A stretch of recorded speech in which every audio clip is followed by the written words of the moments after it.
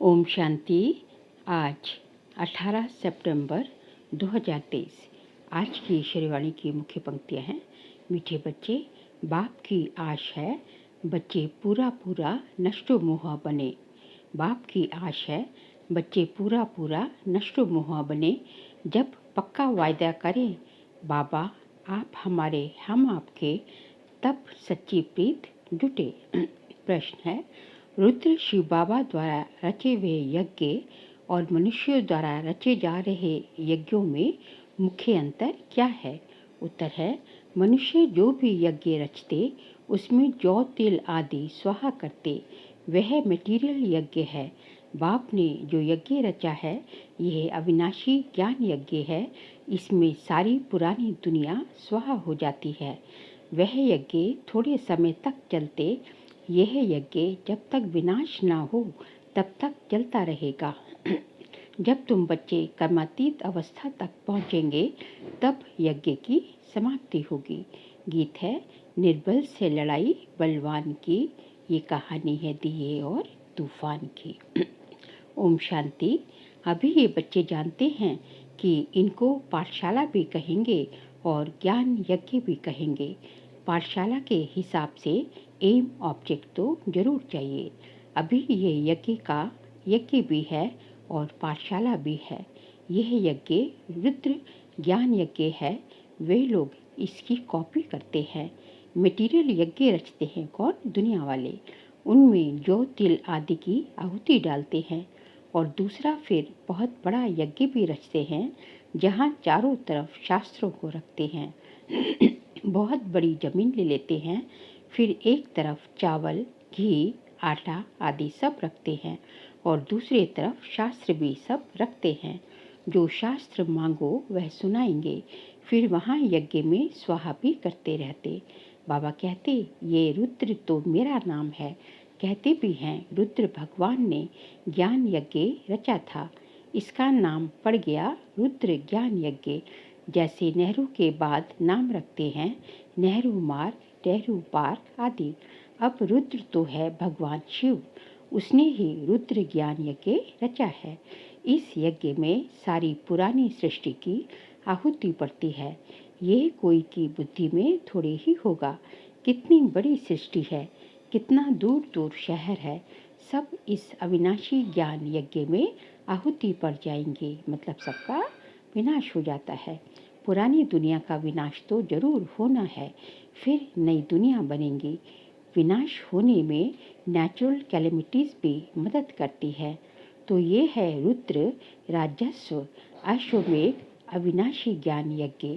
अविनाशी माना जब तक विनाश हो तब तक चलता रहे। ऐसा यज्ञ किसका चलता नहीं है। बहुत में बहुत एक मास चलाएंगे।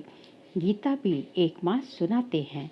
अब बाबा समझाते हैं, मैंने ये ज्ञान यज्ञ रचा है।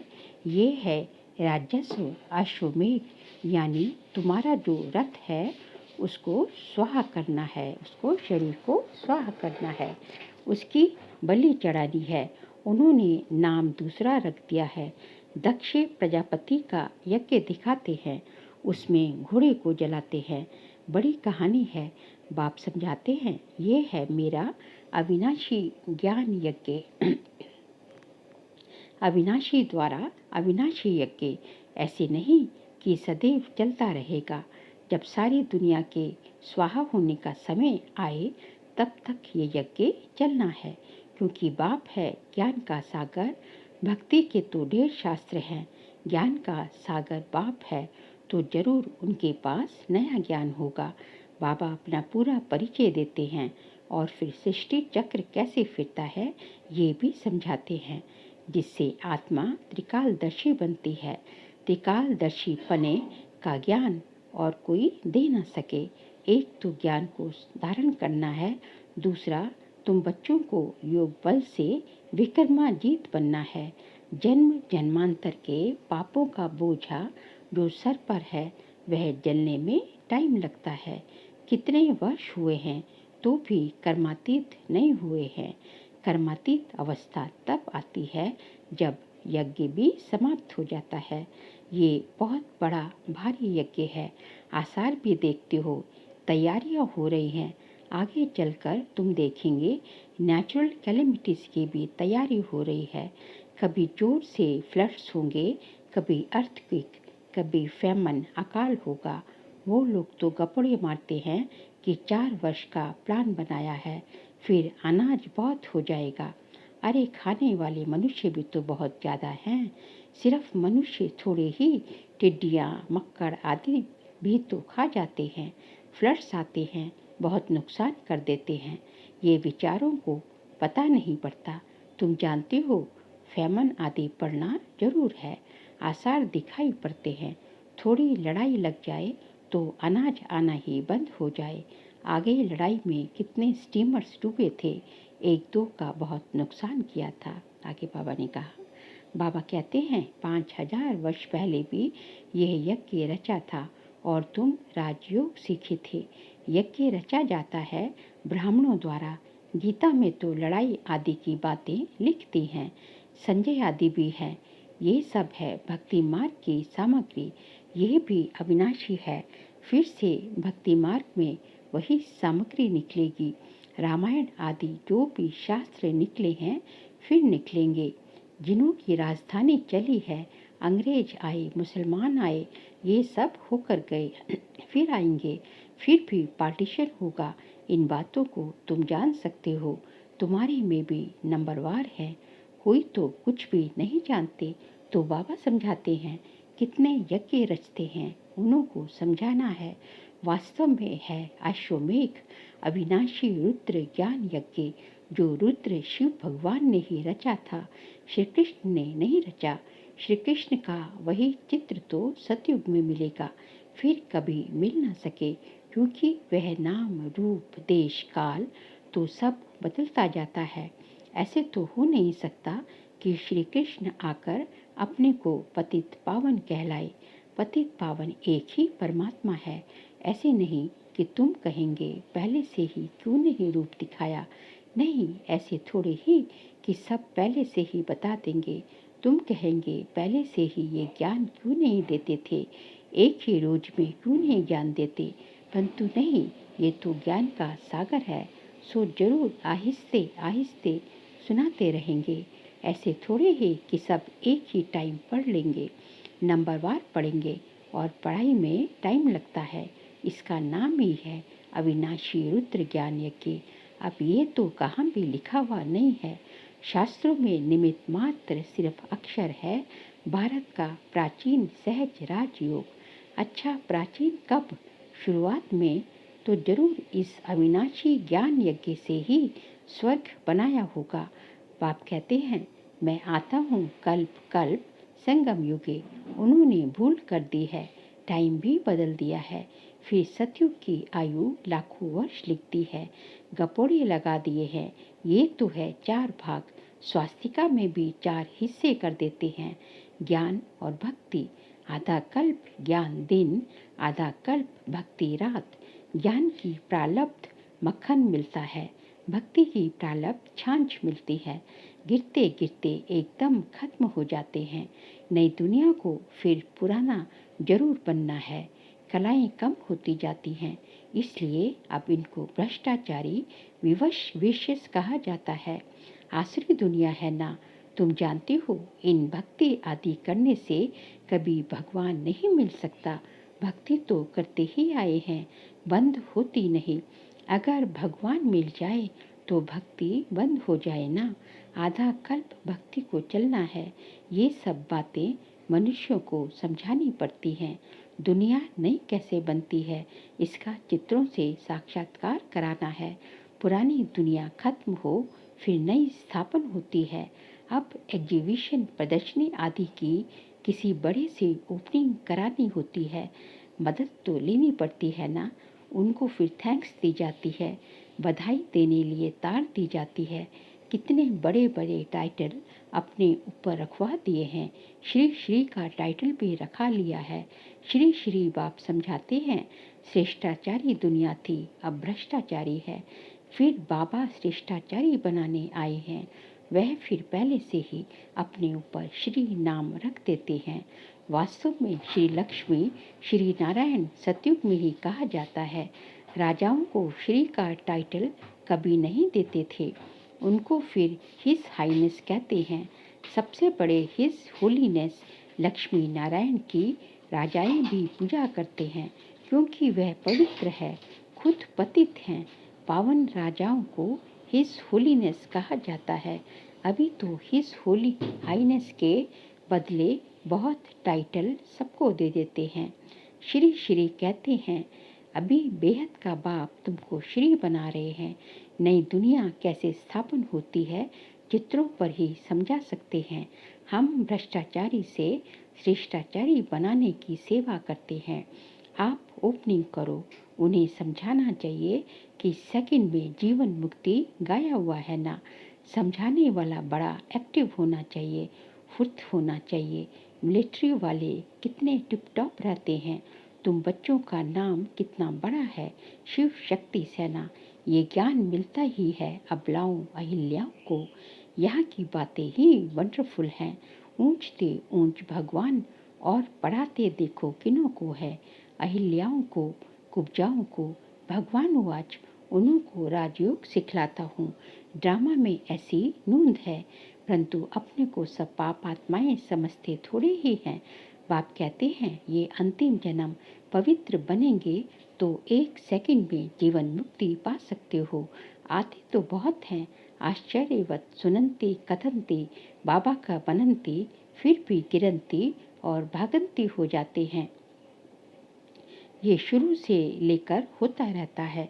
सुबह को कहेंगे हमको पक्का निश्चय है, शाम को कहेंगे मुझे संशय है। मैं जाता हूँ, मैं चल नहीं सकता, मंजिल ऊंची है, मैं छुट्टी लेता हूँ। ड्रामा की भाभी बाप को फरकती दे देते हैं। माया इतनी प्रबल है जो चलते चलते थप्पड़ लगा देती है।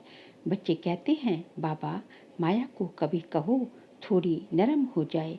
बाबा कहते मैं तो माया को कहता हूँ खूब गर्म हो। बाप कहते हैं खबरदार रहना, ऐसे नहीं कि माया थप्पड़ मार दे और तुम फंस पड़ो। तुम मांगते ही हो जनक मिसल गृहस्थ व्यवहार में रहते जीवन मुक्ति पाए। आगे बाबा ने कहा बाप कहते हैं एक जन्म पवित्र बनो तो तुम स्वर्ग के मालिक बनेंगे। मनुष्यों की जहर से विकारों से कितनी दिल है, चलते चलते गिर पड़ते हैं, विकारों में गिर पड़ते हैं। हम शादी करना नहीं चाहते तो गवर्नमेंट कुछ नहीं कर सकती है। समझा सकते हैं कि हम पतित बने ही क्यों, जो पुजारी बन सबके आगे सिर झुकाना पड़े। मैं कुमारी हूँ तो मेरे आगे सिर झुकाते हैं, तो हम क्यों ना पूज्य रहें। बेहद का बाप कहते हैं कि पवित्र पूज्य बनो। एक ही राजयोग का इम्तिहान है, कितने चढ़ते और गिरते हैं। हर एक अपना अपना पाठ बजाता है, रिजल्ट फिर भी वही रहेगी जो कल्प पहले हुई होगी। ये ड्रामा है, हम एक्टर्स हैं। पूरा नष्टो मोह बने तब बाप से पूरी प्रीत जुटे। बाबा बस हम तो आपको ही याद करेंगे, आपसे वर्षा लेकर ही छोड़ेंगे। ऐसी प्रतिज्ञा करनी पड़े तब ही स्त्री पुरुष दोनों पवित्र बन स्वर्गधाम में जा सके। दोनों ही ज्ञान चिता पर बैठ जाएंगे। ऐसे बहुत जोड़े बनेंगे, फिर जल्दी जल्दी झाड़ पड़ना शुरू हो जाएगा। ये बाबा पुरानी बात कर रहे हैं, जब शुरू में जब जो है इसकी जो है शुरुआत हुई थी, इस यज्ञ की शुरुआत हुई थी। मीठे मीठे सिकलदे बच्चों प्रति माता पिता बाप दादा का याद प्यार और गुड मॉर्निंग। रूहानी बाप की रूहानी बच्चों को नमस्ते, रूहानी बच्चों की रूहानी बाप दादा को नमस्ते नमस्ते नमस्ते। सार के लिए पॉइंट्स हैं। इस अविनाशी ज्ञान यज्ञ में अपने इस रहित सहित अपने शरीर सहित सब कुछ स्वाहा करना है। सर्विस के लिए बहुत बहुत चुस्त और फुर्त बनना है। माया कितनी भी गर्म हो सावधान रहे, उसके थप्पड़ से स्वयं को बचाना है, घबराना नहीं है। आज का बाबा का वरदान है दया भाव को धारण कर सर्व की समस्याओं को समाप्त करने वाले मास्टर दाता भव। दया भाव को धारण कर सर्व की समस्याओं को समाप्त करने वाले मास्टर दाता भव। जिन आत्माओं के भी संपर्क में आते हो, चाहे कोई कैसे भी संस्कार वाला हो, अपोजिशन करने वाला हो, स्वभाव के टक्कर खाने वाला हो, क्रोधी हो, कितना भी विरोधी हो, आपकी दया भावना उसके अनेक जन्मों के कड़े हिसाब किताब को सेकंड में समाप्त कर देगी। आप सिर्फ अपने अनादि आदि दातापन के संस्कारों को इमर्ज कर दया भाव को धारण कर लो, तो ब्राह्मण परिवार की सर्व समस्याएं समाप्त हो जाएंगी। स्लोगन है, अपने रहमदिल स्वरूप व दृष्टि से हर आत्मा को परिवर्तन करना ही पुण्य आत्मा बनना है। अपने रहमदिल स्वरूप व दृष्टि से हर आत्मा को परिवर्तन करना ही पुण्य आत्मा बनना है। बाबा ने कहा कि यदि आप पुण्य आत्मा बनना चाहते हैं तो उसके लिए आपको जो है रहम की भावना इमर्ज रूप में रखनी पड़ेगी। आपका रहम दिल स्वरूप होना चाहिए और आपकी दृष्टि में रहम होना चाहिए कि आपके जो है आपके नैनों से, आपकी दृष्टि से, आपके रहन चहन से जो है हर आत्मा जो है, चाहे कैसी भी आत्मा हो, वो कितनी भी क्रोधी हो, कुछ हो, तो कुछ हद तक तो वो जो है आपको देखकर उसके अंदर भी भावना जागेगी और जो है उसके अंदर भी अपने आप को परिवर्तन करने का कुछ तो जो है भाव आएगा।